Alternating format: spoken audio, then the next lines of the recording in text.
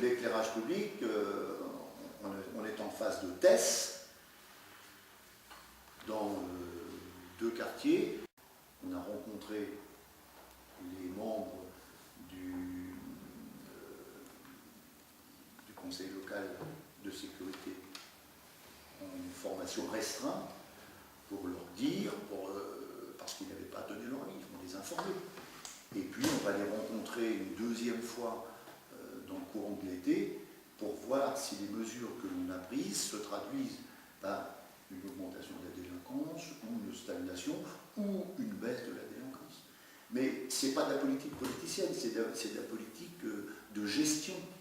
J'en veux pour preuve ce qui se fait à Caen sur le boulevard périphérique. Même l'État, dans la partie qui lui incombe sur le boulevard périphérique, va éteindre l'éclairage du boulevard périphérique à Caen. Donc même l'État va dans le même sens. Tout en sachant. L'objectif, c'est quoi? C'est de... La diminution, en termes de calendrier, c'est quoi? La fin de l'année, c'est pour...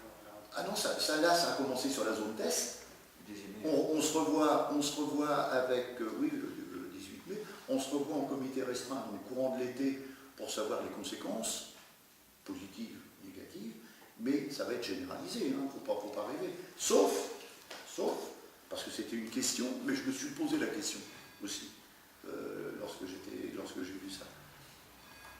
Là où il y a des caméras de vidéoprotection, et non pas de vidéosurveillance, mais ça coule de jour, c'est évident.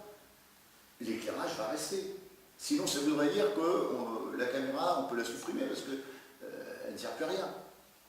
Donc, de là où il y a des caméras, l'éclairage reste pour que la caméra puisse continuer de remplir son rôle à 100%. Et puis, sur les giratoires d'entrée de ville, évidemment, on va les laisser aussi.